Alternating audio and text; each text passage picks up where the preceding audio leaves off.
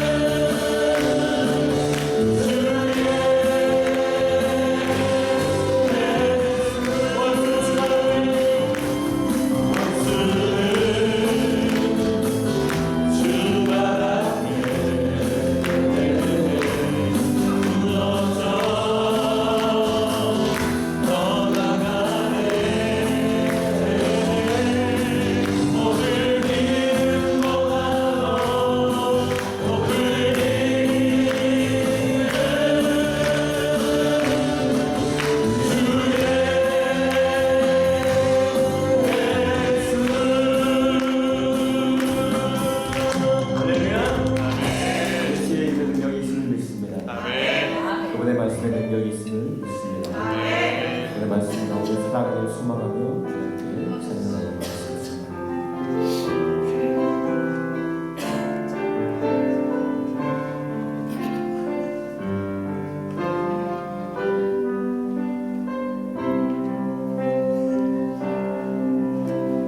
말씀 앞에서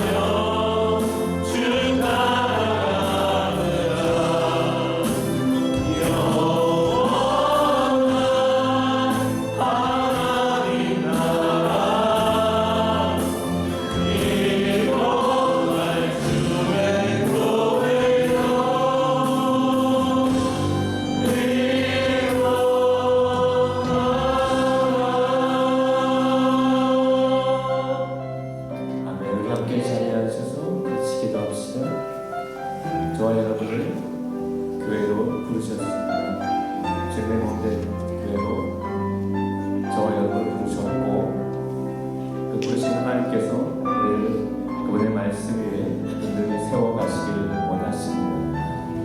이 시간 하나님 앞에 기도하는 것은 하나님 이 시간 내 마음을 나옵니다. 주님 말씀으로 찾아와 주시고 말씀으로 새롭게 하시고 말씀으로 정결케 하여 주시옵소서. 말씀 앞에 서는 시간 되기를 소망합니다. 우리 함께 같이 기도하도록 하시겠습니다. 기도하시겠습니다. 하나님 이 시간으로 하나님을 예배합니다. 참 좋으신 살아계신 하나님 아버지, 화창한 주일을 주에게 허락하시고 저희들에게 허락하시고 주님 앞에 나와서 마음껏 찬양하며 경배하며 예배하게 하시니 참 감사합니다. 마음 다해 주께 예배할 때 우리 예배를 기쁘게 받아주시고 성령의 충만함 가운데 우리 가운데 은혜를 부어 주옵소서. 주께 맡겨드리오며 이 모든 말씀 예수님의 이름으로 기도올려옵나이다. 아멘. 다같이 일어나서 29절 힘있게 찬양 드리겠습니다. 박수하면서 찬양합니다. 성도여와 함께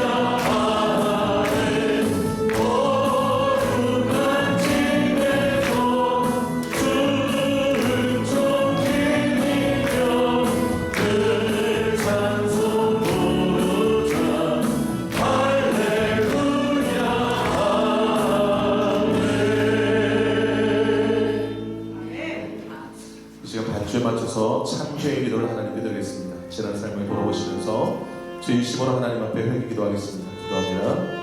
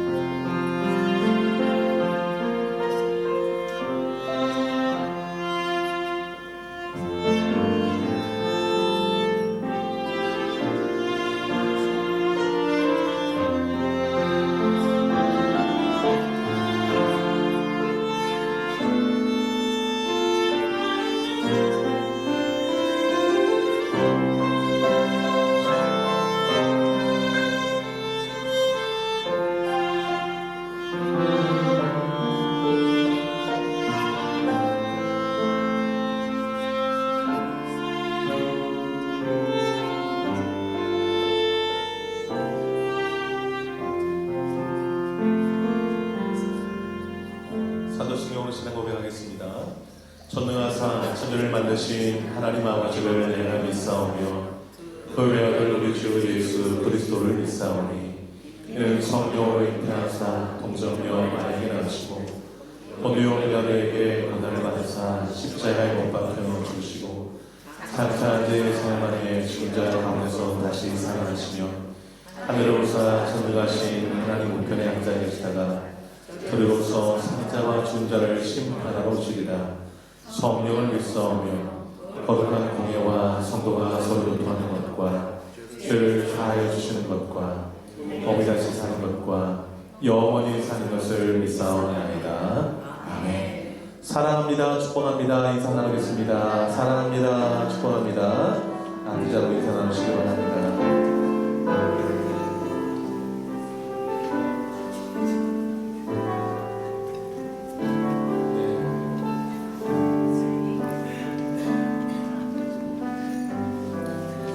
우리 한 마음으로 공동체 선언문, 공동체 고백 같이 한번 하도록 하겠습니다. 사명 선언문 함께 고백할까요? 새누리 교회는 시작. 새누리 교회는 선교를 위해 존재한다. 나는 선교사다. 옆 사람에게요. 단체로 선교사입니다. 네. 7대 핵심같이 안복 한번 해볼까요?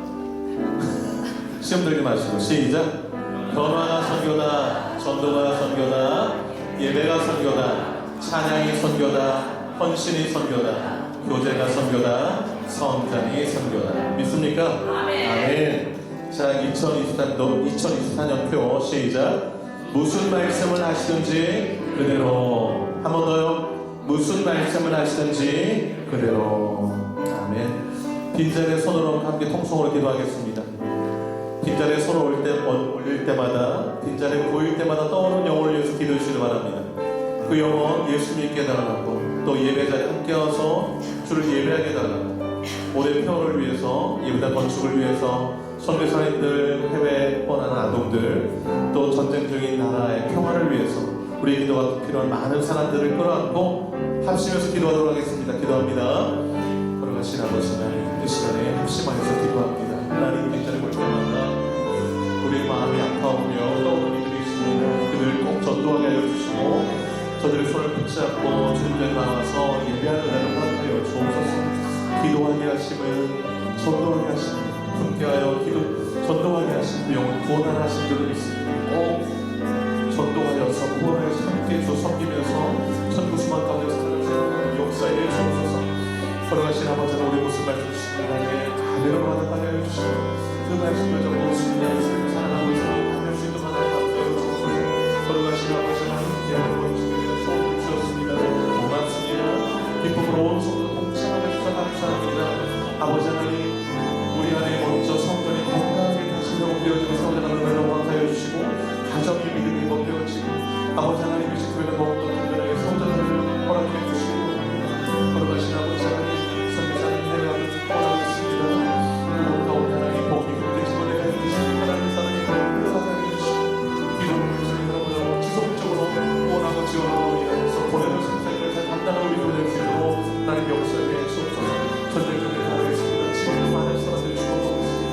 하나님 아버지 그 땅 가운데 평화를 원하여 주옵소서. 걸어가신 아버지 하나님 지구적인 몸살이 알고 있습니다. 부정부패가 사라지게 해주시고 정의와 공의가 나라를 위하시고 아버지 그 중에서 아버지 하나님 버려지는 것을 하나님 것을 먹을 것 없어. 아버지 그 병원에 나를 있습니다. 하나님 그의 책임을 지시고 것으로 살면서 사랑의 시간을 주고 말미암아 분명히 사라지게 해주시고 아버지 지금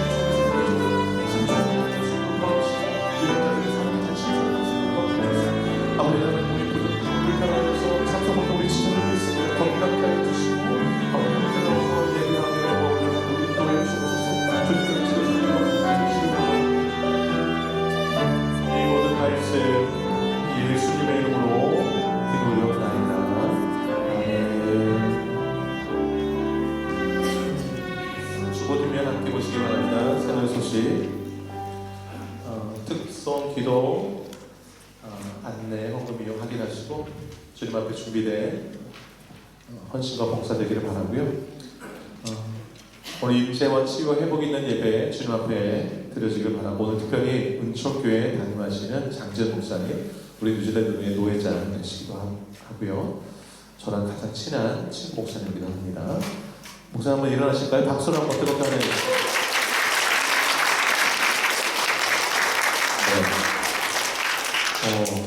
제가 지난번에 말씀드렸나요? 요즘 기억이 가물가물하지만 그 뉴질랜드에서 한 교회에서 20년 이상 하신 목회자가 한 3분 정도 된다고 하는데 한 교회에서 그 중에 한 분이 좀 앞에 앉아 계시고 있습니다. 네. 한 교회에서 그렇게 성실하게 또 교인들을 섬기면서 목회하기가 참 쉬운 상황이 아닌데 너무 훌륭하게 목회하신 목사님 모시고 말씀 들을 수 있는 기회가 있어서 얼마나 감사한지 모르겠습니다. 오늘 큰 은혜 있을 줄 믿고요. 새가족 환영회 올해 우리 교회 새가족 분들을 환영하는 환영회가 다 다음 주 11월 3일 교회 설립 기념주일이죠. 그때 오후 5시 30분에 그 유명한 금강산 큰 갈비집에서 하도록 하겠습니다. 네, 박수 한번. 모든 식사와 갈비는 장로님이 대식을 하셨습니다. 네. 그날 주일 점심은 적게 드시고 함께 참여해서 매년마다 우리 장로님 섬겨주시는데 얼마나 감사한지 모르겠어요. 여러분 장로님 가게 위해서 많이 기도해 주시기 바랍니다. 그리고 가게 통해서 하나님께 큰 영광을 올릴 수 있도록 기도해 주시기 바라고요. 그 다음에 2024년도 다니엘 기도회 이제 2주 앞으로 다가왔잖아요. 그래서 영상을 잠깐 볼 텐데 그 강사분들 한번 어떤 분들이 올해 또 하시는가 유심히 보시기 바라요. 그리고 강사분들 위해서 기도해 주시기 바랍니다. 잠깐 여기는 12월 1일, 한국이 11월 1일부터 해서 우리는 2일부터 하잖아요. 매년. 예. 한번 보도록 하겠습니다. 어떤 강사분들 오시는지.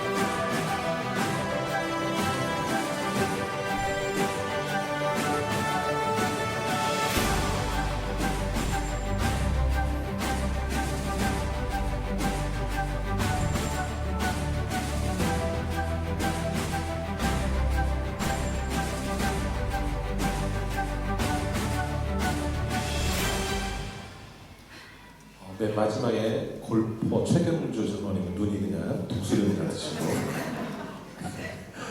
네, 올해도 세우신 강사분들 통해서 귀한 은혜 또 간증들이 있을 줄 압니다. 위에서 많이 기도해 주시길 바라고요. 그 다음에 선교의 원래가 다음 주 주일 예배 후에 있습니다.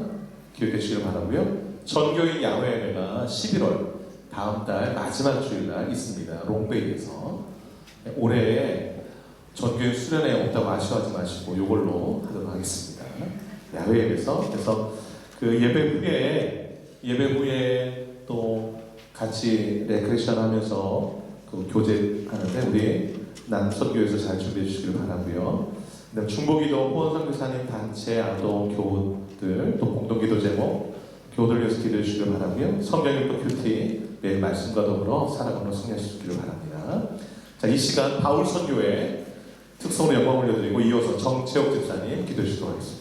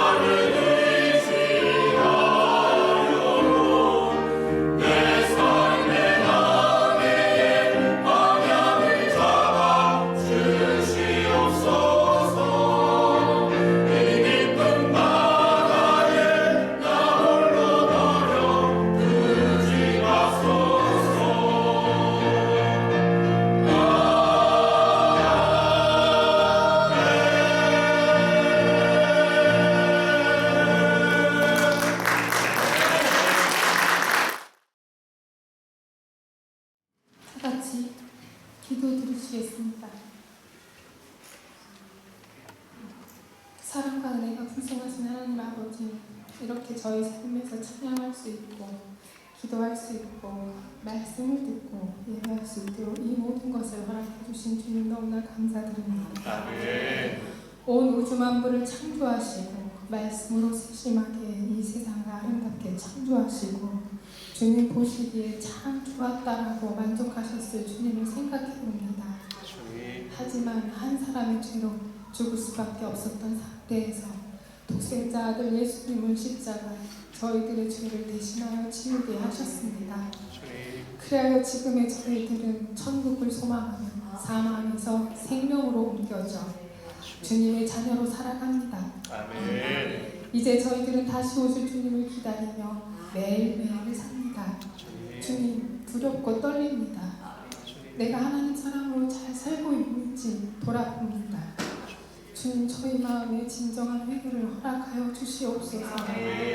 알고 지은 죄든 모르고 지은 죄든 내 중심의 중심을 보시는 주님, 이 시간 진심으로 회개하오니 용서해 주시옵소서. 그리하여 신랑을 맞이하는 준비된 순결한 신부로 서게 하옵소서. 바울이 데살로니가 교회에게 당부한 것 같이 이 시간 저희에게도 같은 말씀을 하시는 줄 압니다. 항상 기뻐하고 쉬지 말고 기도하고 범사에 감사하며 성령을 소멸하지 말고 예언을 멸시하지 말며 범사에 헤아려 좋은 것을 취하고 악은 어떤 모양이라도 버리라. 평강의 하나님이 친히 너희를 온전히 거룩하게 하시고 너희의 혼과 몸이 우리 주 예수 그리스도께서 강림하실 때 흠없게 보존되기를 원하노라 하신 것 같이 새노래 장로교회 모든 지체가 어제의 일에 마음을 두지 말고 오늘을 감사하며 내일을 소망하며 살게 하옵소서. 아멘. 너무나 감사하고 힘이 나는 것은 이 모든 것을 이루시는 것은 우리 주님이 이루시길 것이기 때문입니다. 아멘. 주님, 우리 새노래 교회를 기억해 주시고 하나님의 일을 충분히 감당할 수 있고 그 지경이 날로 넓혀져서 많은 일꾼들로 사명자들로 가득 넘치게 하옵소서. 아멘. 주님, 우리 이재용 목사님, 장봉원 목사님, 김보영 전도사님 건강으로 지켜주시옵고 주님의 든든한 팔로 위로해 주시고 붙들어 주시길 간절히 소망합니다. 아멘. 오늘은 특별히 장기현 목사님을 통하여 귀한 말씀 들을 텐데 저희들 마음과 귀를 열어주시고 아멘. 주시는 말씀이 하나라도 땅에 떨어지지 않도록 은혜를 주시길 소망합니다. 아멘. 이 말씀 붙잡고 세상에 속하여 살아갈 때 하나님께서 내 삶에 깊숙이 임재하시네 치유와 회복의 손길을 느끼게 하심으로 감사와 찬송이 넘치는 한 주가 되기를 기대합니다. 아멘. 감사합니다. 사랑합니다. 이 모든 말씀 살아계신 우리 주 예수 그리스도의 이름으로 기도드립니다. 아멘.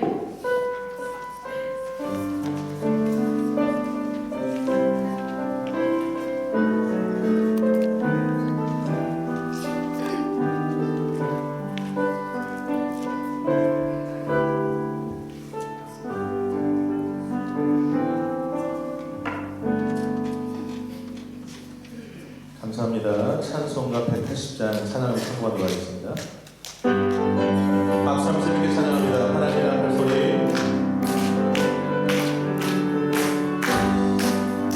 하나님의 앞에 소리 전지 진동할 때에 예수 영광 주의 굿하시고 전사들을 세계 만국 모든 곳에 보내고 구원하는 손도를 들고 아멘.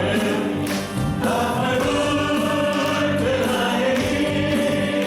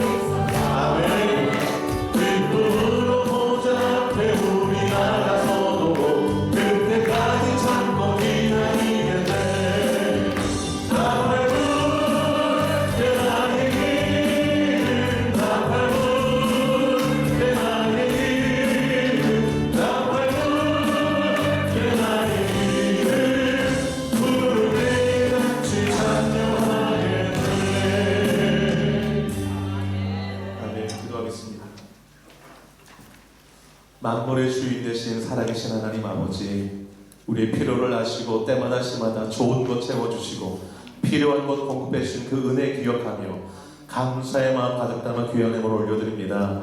이 예물 기쁘게 받으시고 주님 나라 위하여서 아름답게 사용해 주시옵소서. 우리 성도들의 마음과 손길과 생각이 복되게 하여 주옵소서. 일평생 살아가면서 주님의 축복의 통로로 쓰임받게 하여 주옵소서. 주님 마음 시원케 드리는 삶을 살아가도록 성령의 충만함 더하여 주시옵소서. 매일 말씀과 기도로 깨어있게 하여 주시고 주님 오실 날을 준비하면서 매일매일 말씀 가운데 거하는 복된 삶 살게 하여 주시옵소서. 가족들마다 기도하는 제목들이 있습니다. 하나님 오래 지체치 마시고 속히 응답해 주셔서 하나님 앞에 간증하게 하여 주시고 하나님의 살아계심을 많은 사람들에게 드러내는 삶을 살아갈 수 있도록 역사해 주시옵소서.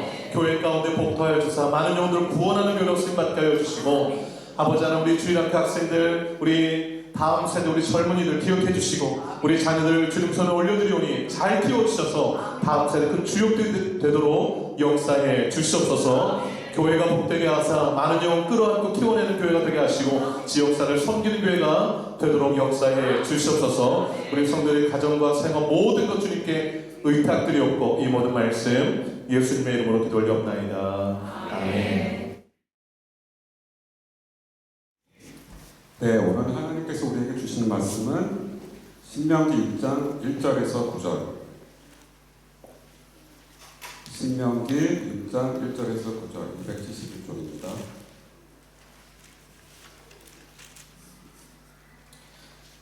이는 곧 너희의 하나님 여호와께서 너희에게 가르치라고 명하신 명령과 규례와 법도라. 너희가 건너와서 차지할 땅에서 행할 것이니 곧 너와 내 아들과 내 손자들이 평생에 내 하나님 여호와를 경외하며 내가 너희에게 명한 그 모든 규례와 명령을 지키게 하기 위한 것이며 또 내 나라를 장구하게 하기 위한 것이라. 이스라엘아 듣고 삼가 그것을 행하라. 그리하면 내가 복을 받고 내 조상들의 하나님 여호와께서 내게 허락하신 같이 젖과 꿀이 흐르는 땅에서 내가 크게 번성하리라. 이스라엘아 들으라. 우리 하나님 여호와는 오직 유일한 여호와시니 너는 마음을 다하고 뜻을 다하고 힘을 다하여 내 하나님 여호와를 사랑하라. 오늘 내가 내게 명하는 이 말씀을 너는 마음에 새기고 내 자녀에게 부지런히 가르치며 집에 앉았을 때든지 길을 갈 때든지 누워있을 때든지 일어날 때든지 이 말씀을 강론할 것이며 너는 또 그것을 내 손목에 매어 기호를 삼으며 내 미간에 붙여 표로 삼고 또 내 집 문설주와 바깥문에 기록할지니라.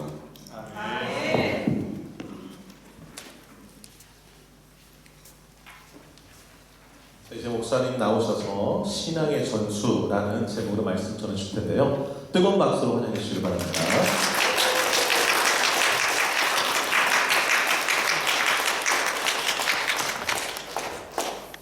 기도하겠습니다. 은혜와 사랑의 아버지 하나님, 부족한 종을 단위에 세우셨습니다. 전하는 자 겸손하게 말씀을 전하게 하시고 듣는 자 겸손하게 말씀을 받게 하시어서 전하는 자 듣는 자가 함께 은혜를 누리는 시간 될 수 있도록 은혜를 더하여 주시옵소서. 예수님의 이름으로 기도하옵나이다. 아멘. 예, 우리가 뉴질랜드에 살다 보면 자연스럽게 한국에서 오신 손님들을 많이 맞이하게 됩니다. 이제 올 초에 한국에서 세 분의 목사님과 한 분의 장로님께서 총회일로 뉴질랜드를 방문하셨습니다.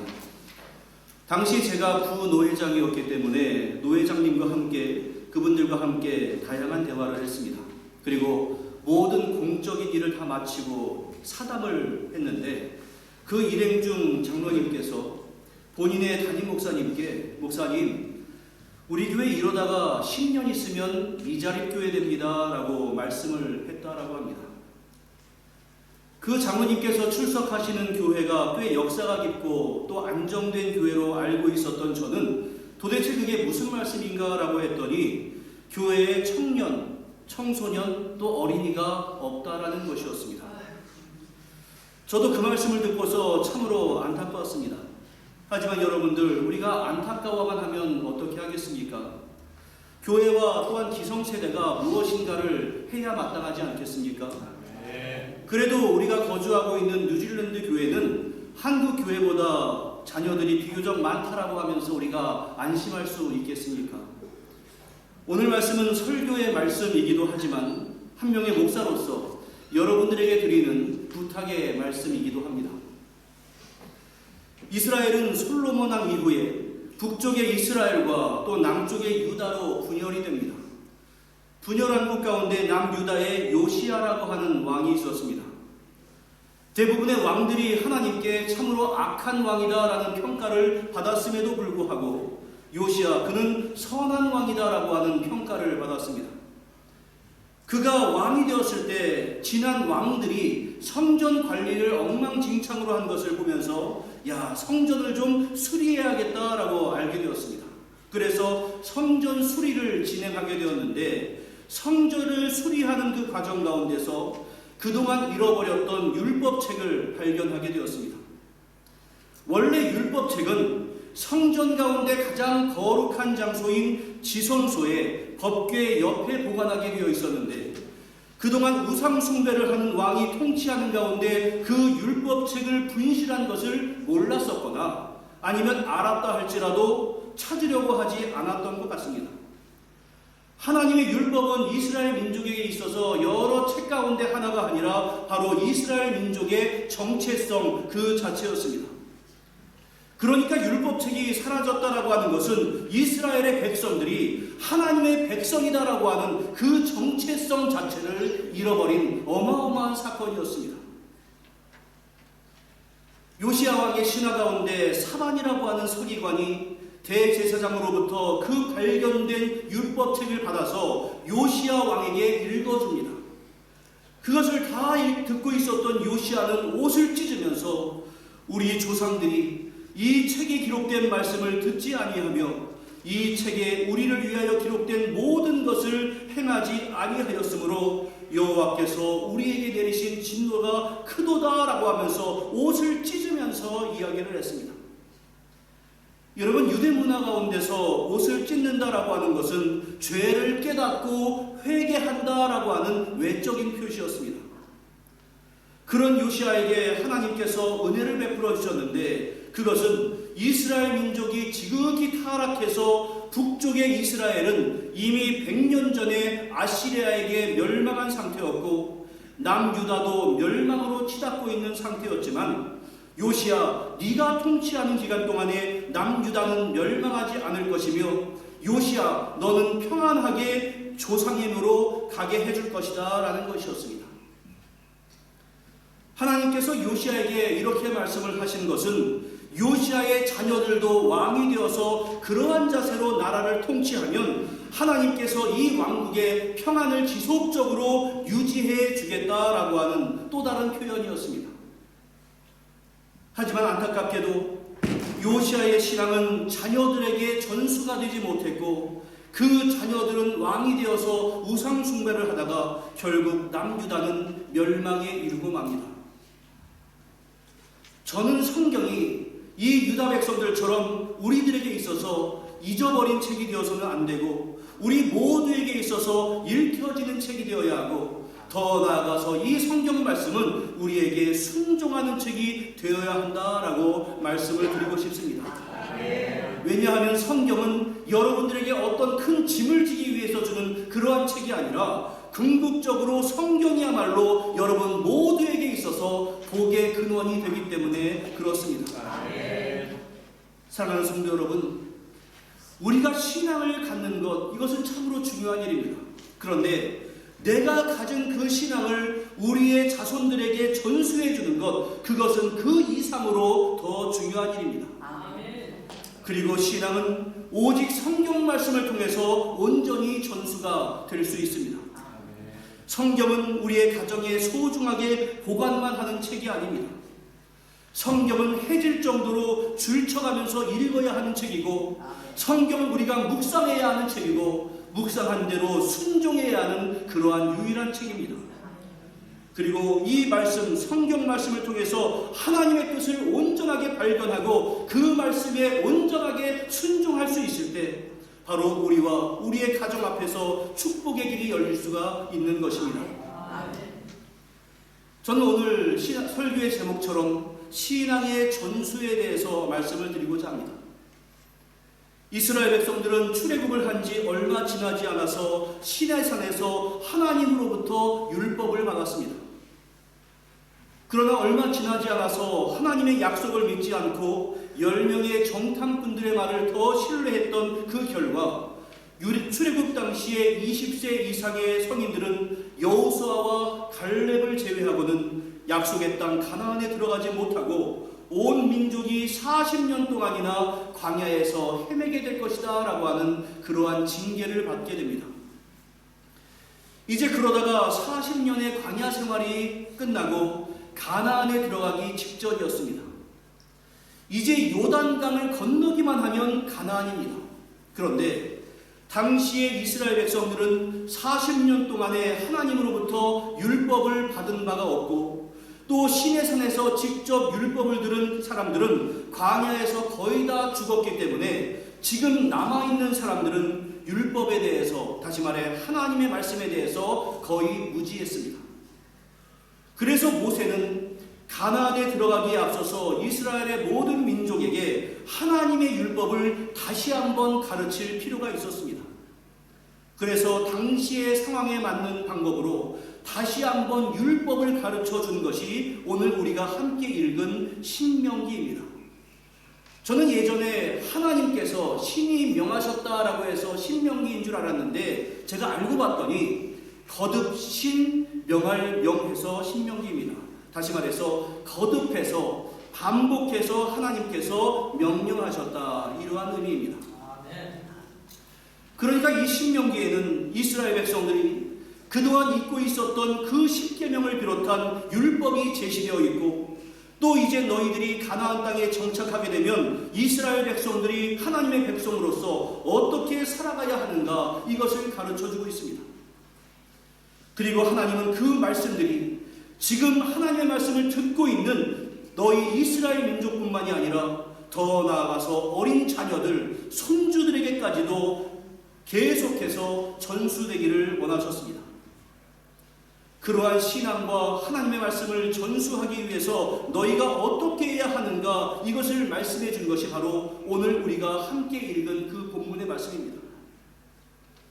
우선 하나님은 하나님의 명령과 규례와 법도를 주신 그 이유와 목적이 무엇인가, 이것을 말씀해 주시는데 그것이 바로 2절에 나와 있습니다. 같이 읽어보겠습니다. 곧 너와 내 아들과 내 손자들이 평생에 내 하나님 여호와를 경외하며 내가 너희에게 명한 그 모든 규례와 명령을 지키게 하기 위한 것이며 또 내 날을 장구하게 하기 위한 것이라. 제가 PPT를 보내드렸는데 혹시 안 나옵니까? 네, 나옵니까? 예. 다시 한번 읽어보겠습니다. 시작. 곧 너와 내 아들과 내 손자들이 평생에 내 하나님 여호와를 경외하며 내가 너희에게 명한 그 모든 규례와 명령을 지키게 하기 위한 것이며 또 내 나라를 장구하게 하기 위한 것이라. 할렐루야. 하나님께서 이 말씀을 주신 이유는 지키게 하기 위한 것, 다시 말해서 순종하게 하기 위함이었습니다. 그런데 그것뿐만이 아니었습니다. 하나님께서 또 다른 목적을 주셨는데 그것은 말씀을 지킴으로 말미암아 이스라엘 민족이 하나님께서 허락하신 그 가나안 땅에 들어가서 장구하는 것, 다시 말해서 오래오랫동안 잘 살게 하기 위한 것, 이것이 바로 말씀을 주신 목적이었습니다. 그러니까 이스라엘 백성들이 새로 주어진 그 율법에 순종할 때 그들은 하나님의 약속하신 그 가나안 땅에서 오랫동안 평안을 누리며 살아갈 수가 있었습니다. 그리고 순종하는 자들이 받는 복을 또 다른 표현으로 강조해 주셨는데 3절의 말씀도 같이 읽습니다. 이스라엘아 듣고 삼가 그것을 행하라. 그리하면 내가 복을 받고 내 조상들의 하나님 여호와께서 내게 허락하신 것이 젖과 꿀이 흐르는 땅에서 네가 크게 번성하리라. 할렐루야. 하나님께서 이스라엘에게 율법을 주신 것은 가나안에 정착하는 이스라엘 민족을 억압하고 또한 제한하기 위한 것이 아니라 그들에게 복을 주시고 가나안 땅에서 번성하게 하기 위함이었습니다. 그러니까 율법은 이스라엘 민족을 억누르는 것이 아니라 하나님의 축복의 도구였다라는 그러한 의미입니다. 바로 여기에서 하나님께서 우리에게 이 성경 말씀을 주신 이유가 무엇인가, 이것을 배울 수 있습니다. 하나님께서 우리에게 이 성경을 주신 이유는 우리를 억압하고 괴롭게 하기 위함이 아니라 결국 우리 모든 사람들에게 복을 주시기 위함입니다. 믿으십니까? 디모데후서의 말씀을 보면 성경을 주신 이유가 설명이 되어 있는데, 성경은 능히 너로 하여금 그리스도 예수 안에 있는 믿음으로 말미암아 첫 번째로 구원에 이르는 지혜가 있게 하느니라. 모든 성경은 하나님의 감동으로 된 것으로 교훈과 책망과 바르게 함과 의로 교육하기에 유익하다. 더 나아가서 이는 하나님의 사람으로 온전하게 하며 모든 선한 일을 행할 능력을 갖추게 하기 위해서 이 성경을 주었다라고 아주 분명하게 말씀을 해주고 있습니다. 이 성경은 우리를 믿음으로 말미암아 구원으로 이끌기 때문에 복의 근원입니다. 할렐루야. 또한 성경은 우리로 하여금 온전한 하나님의 사람이 되게 하고 선한 일을 행할 능력을 주시기 때문에 우리에게 복의 근원이 됩니다. 할렐루야. 다시 말씀드려서 하나님께서 이스라엘 민족을 억압하는 것이 아니라 복을 주시기 위해서 다시 한번 율법을 허락해 주셨던 것처럼 우리 모든 믿는 자들에게 천국을 예비하고 이 땅에서 궁극적인 복을 주시기 위해서 우리에게 이 성경 말씀을 주셨다라고 하는 그러한 의미입니다. 따라서 그 율법이 자손들에게 그대로 전수되어야 했던 것처럼 우리는 바로 이 성경 말씀을 우리의 자손들에게, 우리 후손들에게 전수를 해줄 수 있어야 동일하게 복도 전수를 해줄 수가 있는 겁니다. 그리고 신앙의 전수에 있어서 가장 기초가 되는 말씀이 무엇인가 하면 4절과 5절 말씀인데, 이 말씀도 우리가 같이 읽겠습니다. 이스라엘아 들으라. 우리 하나님 여호와는 오직 유일한 여호와시니 너는 마음을 다하고 뜻을 다하고 힘을 다하여 내 하나님 여호와를 사랑하라. 자녀들에게 그 하나님에 대한 신앙과 하나님에 대한 말씀을 온전히 전수해 주기 위해서는 부모가 먼저 성경에 계시되어 있는 하나님이 어떤 분인가를 인정하여라, 이러한 말입니다. 부모가 먼저 하나님을 인정하는 것, 바로 이것이 기본입니다. 그 하나님이 어떤 분이십니까? 하나님 여호와는 오직 유일한 여호와 하나님이십니다. 유일하다라고 하는 것은 다른 것의 마음을 빼앗기지 않는다라는 의미입니다. 우리가 세상에 하나님과 맞설 만한 것, 수많은 것들, 다시 말해서 재물이나 명예나 성공 같은 것들을 수많이 만들어 놓고 때로는 하나님보다 그것을 우선순위로 두고 있으면서도 하나님은 유일하신 하나님이시다라고 우리가 말할 수 있겠습니까? 하나님의 유일성을 인정하는 것은 그저 말로만 되는 것이 아닙니다. 내 마음을 다하고 내 뜻을 다하고 내 힘을 다해서 하나님 여호와를 사랑하는 것으로 드러날 수 있어야 합니다. 여러분들, 이스라엘이 멸망한 이유가 무엇입니까? 그들이 하나님을 믿지 않은 것이 아닙니다. 하나님도 믿었지만 그들에게 풍요를 준다라고 하는 바알과 아세라와 같은 이방신도 믿었습니다. 하나님을 유일한 하나님으로 믿지 않은 것이 문제였고, 하나님을 사랑했지만 전심을 다해서 사랑하지 않은 것이 문제였습니다. 이처럼 오직 하나님께만 드려져야 하는 그 사랑을 다른 존재와 나누는 것, 바로 이것을 우상숭배라고 합니다. 그리고 일관적으로 그 우상숭배는 개인의 멸망으로 이어졌고 국가와 민족의 멸망으로 이어졌습니다. 내가 언제 하나님을 안 믿었습니까? 이것이 아닙니다. 하나님을 믿지만 또 다른 것도 믿는 것, 이게 바로 우상숭배입니다.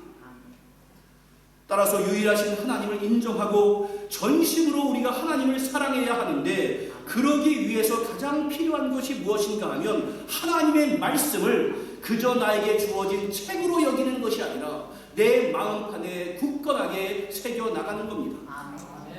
하나님께서 시내산에서 2개의 돌판에 계명을 새겨주셨는데 이제는 단지 돌판에 새기는 것이 아니라 나 자신의 마음판에 새겨야 한다. 이러한 말씀입니다. 이처럼 부모의 마음판에 하나님의 말씀을 새겼으면 이제는 어떻게 해야 합니까? 다 같이 7절 말씀도 읽어보겠습니다.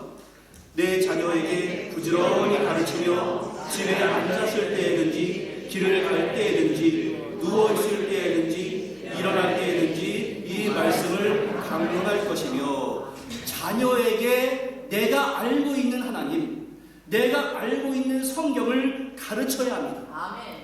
그것도 대충대충 가르치는 것이 아니라 일상의 모든 순간이 신앙교육의 현장이 되어야 하고 부지런히 가르쳐야 하고 성경이 우리의 삶 가운데 드러나는 그러한 모든 가르침의 현장이 되어야 합니다. 생각해 보십시오. 여기 앉아있는 우리들 가운데 교회에 한 번 나와서 하나님에 대해서 깊이 알고 믿게 된 사람이 어디 있겠습니까?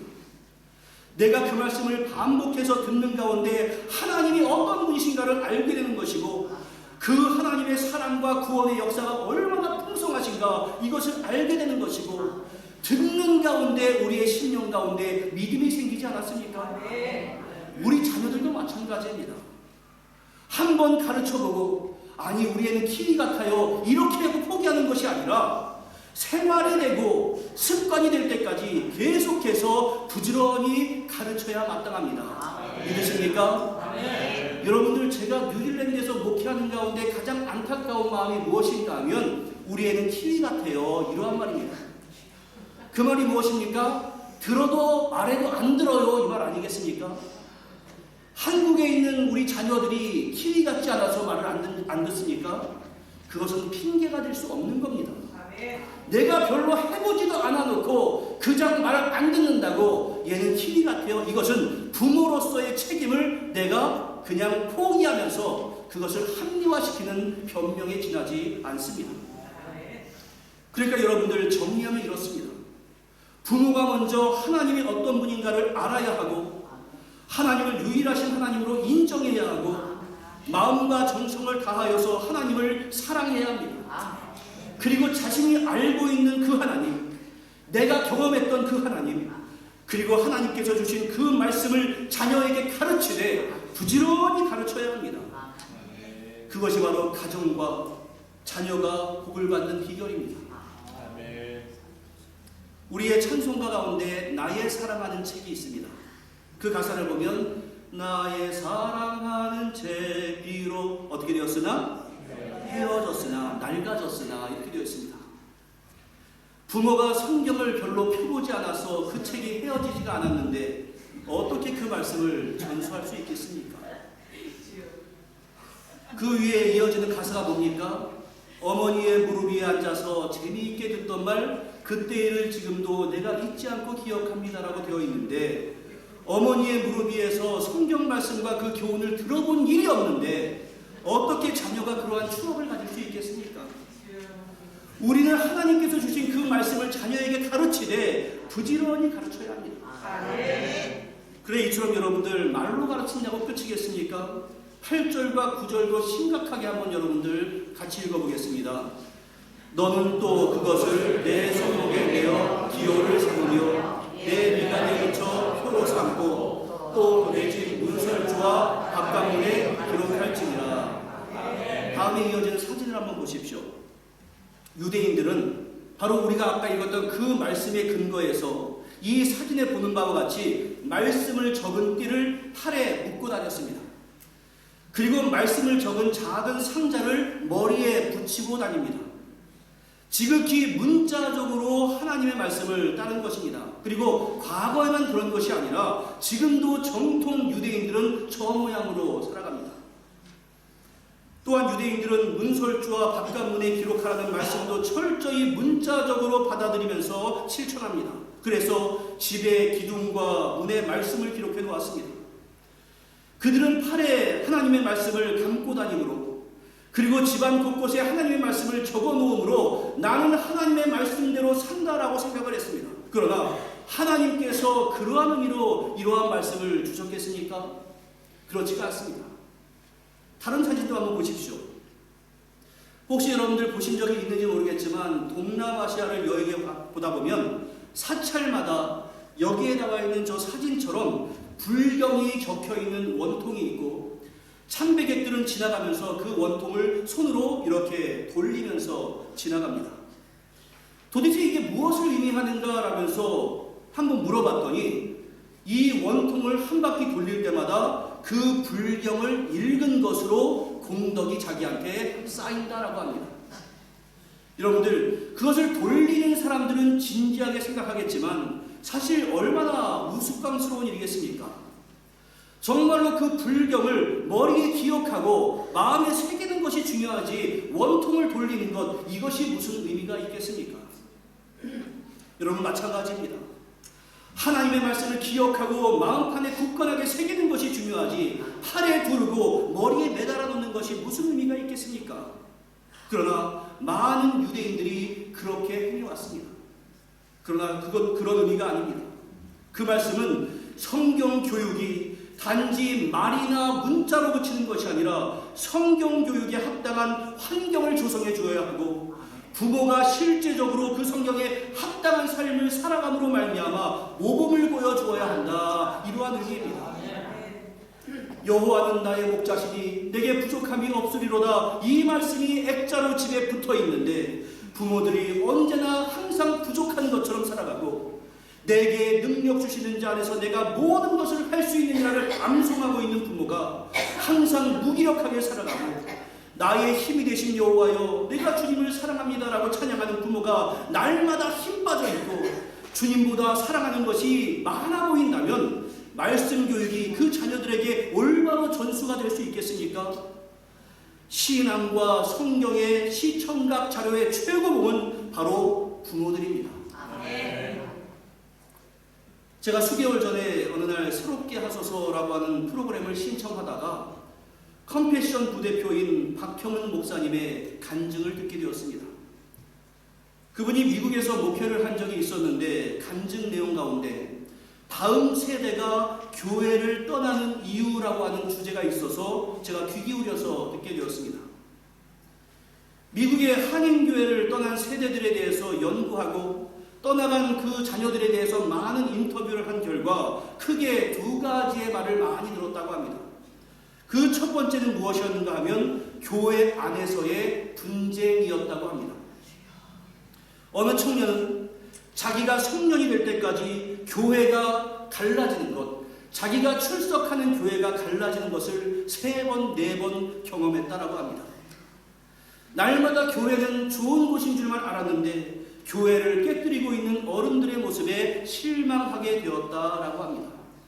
그런데 그 중심에 자기의 부모가 있다라고 한번 가정해 보십시오.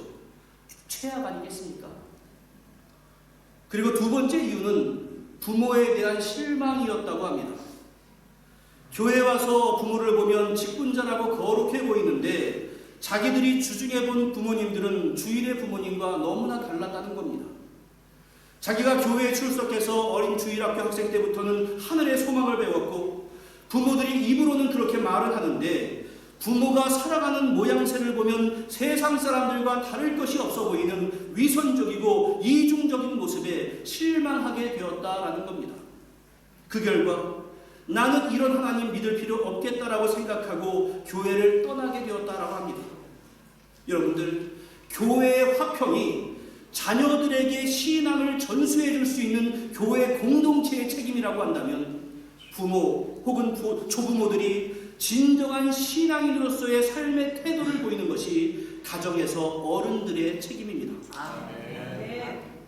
저는 목회 기간 동안 자녀의 신앙에 가장 선한 영향력을 끼치는 존재가 바로 부모라는 것을 많이 경험을 했습니다. 하지만 반대로 자녀의 신앙에 가장 방해가 되는 것도 부모인 것을 많이 경험을 했습니다. 우리와 같은 이민교회는 한국에서 유학원 학생들이 출석하는 경우가 많이 있습니다. 아이들이 교회에 혼자 오는 경우도 있고 어떤 때는 한국의 부모가 저에게 우리 아무개 교회 신앙교육 잘 부탁드립니다 라고 연락이 오는 경우도 있습니다. 어떤 청년이 있었습니다. 한국에 있을 때 신앙생활을 잘 하지 않았다라는 이야기를 들었는데 우리 교회에 오자마자 주일 예배는 물론이거니와 수요 예배도 참석을 잘하고 청년부 모임까지 참석하면서 잘 적응하고 신앙생활도 예쁘게 했습니다. 그 부모님이 저에게 따로 연락을 해서 부탁도 했습니다. 목사님, 가장 중요한 것은 신앙이니까 잘 지도해 주세요. 좋은 말입니까? 나쁜 말입니까? 자녀 신앙 교육해달라는 게 좋은 말입니까? 나쁜 말입니까? 참 좋은 말입니다. 꽤 오랫동안 그 아이를 보는 가운데 한국의 부모님에게 아무개 염려하지 않아도 되겠습니다 라고 연락을 드리기도 했습니다. 그런데 그 아이의 격려차 그 아이의 어머니가 뉴질랜드를 방문했습니다. 그런데 그 어머니가 오시자 주일 예배 후에 있는 청년부 모임에 가지 않는 겁니다. 어머니와 함께 집에 가야 한다는 겁니다. 수요 예배도 오지 않는 겁니다. 그동안 버스 타고 교회에 잘 왔으면서 어머니와 버스 타고 교회 가기가 힘들다는 겁니다. 그렇게 한 달 동안 어머니가 지내다가 어머니는 한국으로 돌아갔는데 남아있는 그 청년의 신앙생활은 다 흐트러져 버렸습니다. 주일 예배만 간신히 오는 아이가 되었고 주일 예배도 잘 오지도 않습니다. 이게 뭡니까?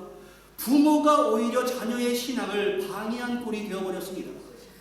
제가 극단적인 예를 들었는데 여러분 그것이 바로 우리들의 모습일지도 모르겠습니다.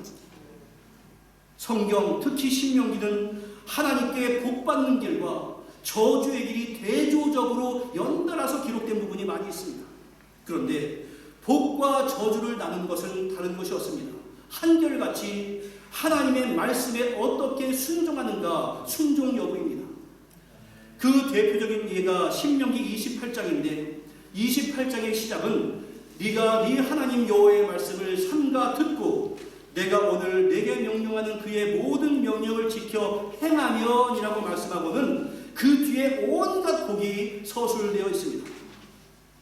반대로 28장 15절부터 네가 만일 내 하나님 여호와의 말씀을 순종하지 아니하며 내가 오늘 내게 명령하는 그 모든 명령과 규례를 지켜 행하지 아니하며 이렇게 말씀하고는 그 뒤에 온갖 저주가 기록이 되어 있습니다.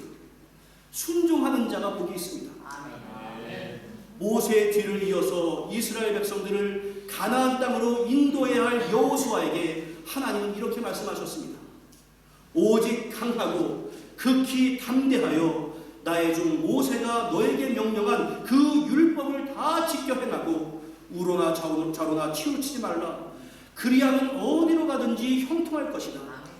이 율법책을 내 입에서 떠나지 말게 하며 주야로 그것을 묵상하여 그 안에 기록된 대로 다 지켜 행하라. 그리하면 너의 길이 평탄하게 될 것이며 네가 형통할 것이다. 할렐루야. 모세가 죽고 난 후에 그 말 안 듣는 이스라엘 민족을 이끌고서 가나안으로 가야 하는 여호수아는 두려움과 떨림이 있었지만 하나님은 다른 건 말씀하지 않았습니다. 너는 무기 많이 만들어라. 군사를 정비하여라. 당장 여리고와 전쟁할 것인데 너희가 어떻게 할 것인지 계획 세워라. 이렇게 말씀하지 않으시고 너는 율법을 지켜라. 그것을 항상 그대로 순종해라. 이 말씀을 하셨다는 것을 여러분들 기억하시기를 바랍니다. 여러분들의 인생이 왜 어렵지 않겠습니까? 특별히 뉴질랜드에 이민 와서 이민 1세대를 살아가는 그러한 우리 성도들 여러분들을 볼 때마다 마음 가운데 아픔이 있고 눈물이 흘릴 때도 많이 있습니다. 하지만 그럴수록 우리가 의지할 대상은 다른 것이 아니라 이민 세상 살아봤더니 돈이 최고야 이게 아니라 바로 하나님의 말씀에 어떻게 순종해야 하는가 바로 그것이 우리의 삶의 지표가 되어야 합니다. 저는 여러분 모두가 복받아서 형통한 인생이 되면 정말로 좋겠습니다. 그런데 그 비결은 다른 것이 없습니다. 하나님의 말씀에 대한 나의 자세가 어떠한가입니다. 하나님의 말씀, 이 성경을 하나님의 말씀으로 내가 진정으로 받을 수 있을 때 그 사람에게 구원이 있고 형통이 있습니다. 우리 인생에 왜 굴곡이 없겠습니까? 그러나 최후 승리가 우리에게 있고 주님께서 주시는 형통이 우리에게 있습니다. 왜냐하면 우리에게는 하나님의 말씀 성경이 주어져 있기 때문에 그렇습니다. 성경 안에는 인생을 복되게 살아갈 수 있는 모든 길이 제시되어 있습니다. 성경에는 가정과 교회와 사회의 평안의 길이 다 제시되어 있습니다. 우리 인간들이 추구하는 모든 축복도 다 들어있습니다. 심지어 마지막 때에 평안히 죽음을 맞이하는 비결도 소개되고 있습니다. 최종적으로 영생의 길이 제시되어 있습니다. 여러분, 제가 제시되어 있다, 소개되어 있다 이렇게 말씀을 드렸습니다. 제시되어 있고 소개되어 있기 때문에 내가 저절로 그러한 형통을 누리는 것이 아니라 제시되고 소개된 대로 내가 어떻게 살아가야 하는가를 선택해야 한다는 것입니다. 성경 말씀을 주신 것은 하나님 책임이지만 그 말씀대로 살아가는 것은 우리의 책임입니다. 말씀의 가치를 깨닫고 성공과 행복과 온갖 축복이 함축되어 있는 이 귀한 성경을 읽고 묵상하고 순종할 수 있기를 바랍니다. 그리고 그 말씀을 자녀들에게 전수해 줄 수 있는 부모, 또한 조부모들이 되시기를 바랍니다. 또한 이곳에 함께하는 청년 또 청소년들은 진정한 복이 무엇인가를 배우고 인생의 기준으로 삼기를 또한 부탁을 드립니다. 평생 동안 우리에게 하나님의 은총이 임하는 유일한 방법은 여호와께 돌아가는 것입니다. 여호와께 돌아가는 것은 성경으로 돌아가는 것입니다. 여러분, 성경 읽읍시다.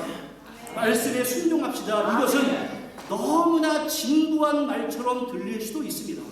그러나 다른 말 할 것 없이 이것이 우리 신앙생활의 핵심입니다. 영적으로 타락하고 더욱 하나님을 잊어버리고 살아가는 이 세대 속에서 여러분들이 먼저 성경 중심으로 잘 살아감으로 인해서 주님의 은총을 누릴 수 있기를 바랍니다. 그리고 그 말씀이 우리 자녀 세대까지 잘 전수되어서 우리 모두가 하나님께서 예비하신 귀한 복을 받아 누리는 값진 인생이 될 수 있기를 주님의 이름으로 간절히 축원합니다. 기도하겠습니다. 은혜와 사랑의 아버지 하나님, 우리의 입술에서 나는 주를 섬기는 것에 후회가 없다라고 하는 그러한 신앙의 고백이 흔들리지 않도록 주여 역사하여 주시옵소서. 하지만 그러한 고백이 있기까지 내가 하나님의 말씀을 통해서 그 모든 것이 정립되었다는 것을 인정하는 믿음의 사람 되게 하여 주시옵소서. 하나님이 어떤 분인가를 내가 먼저 인정하고 성경이 주는 복이 무엇인가를 내가 먼저 깨닫고 내가 가진 그 행복과 복을 나만 가지는 것이 아니라 나의 자녀와 손주들에게까지도 전달해 줄 수 있는 그러한 복된 가정이 될 수 있도록 은혜 가운데 역사하여 주시옵소서. 그리하여서 우리의 자손 만대까지 복을 받는 그 비결이 무엇인가를 우리가 성경 말씀을 통해서 배우게 되었사오니 그 말씀대로 순종하는 우리 모두 될 수 있도록 은혜 가운데 역사하여 주시옵소서. 예수님의 이름으로 기도하옵나이다. 주